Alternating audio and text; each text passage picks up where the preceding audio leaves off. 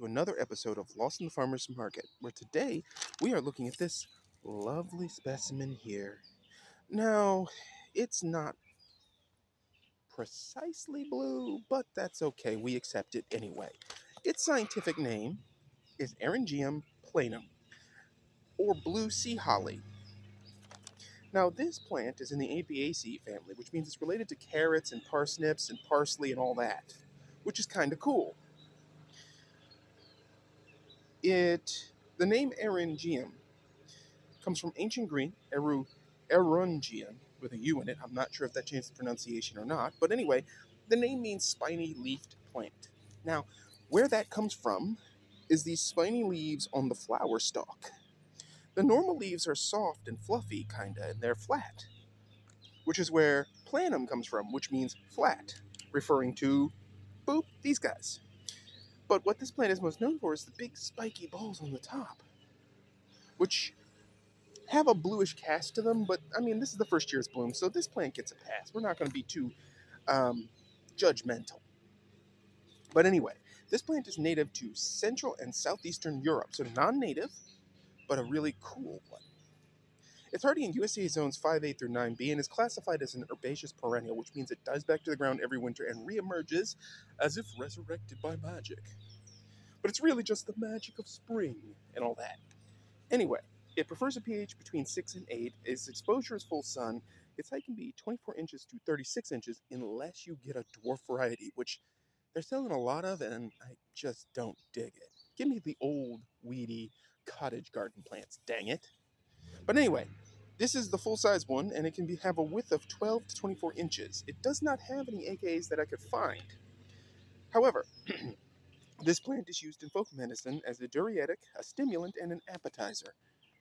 I don't know what parts, because the information is conflicting. They either say it's flat out like it's the truth, or they say it's flat out in the truth, and then they don't really specify, which is useless, because that can get you hurt. As I always say, don't take anything internally unless you're absolutely certain.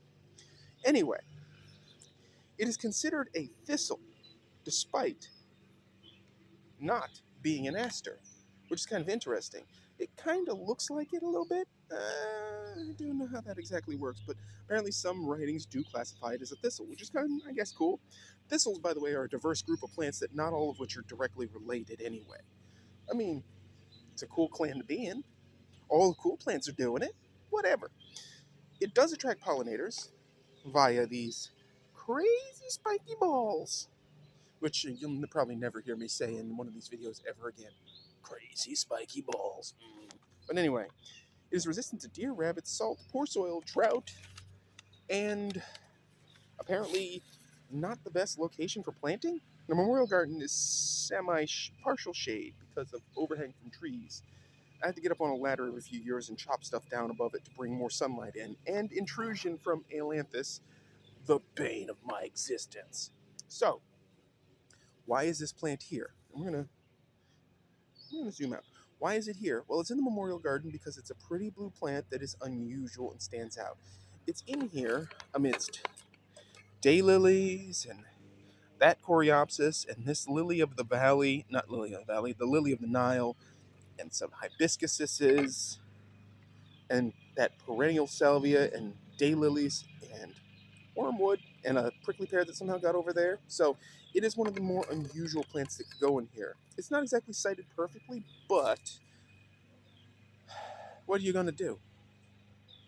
It took so long just to get a plant functional that I'm accepting it for where it is. But anyway, so that is blue sea holly. Now, why you should plant it is because it's one of those plants where, grown to full size, people are going to look at it and go, what the heck is that? Because it looks like something that's snatched out of an old 1950s sci-fi alien planet catalog. It doesn't look like anything else, and it's in the carrot family. So you can probably mess with people. I digress.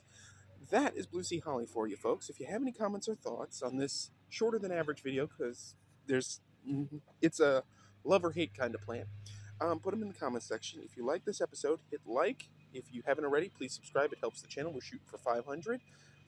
And as always, folks, keep them growing and hit up the forage blog. Thanks for watching.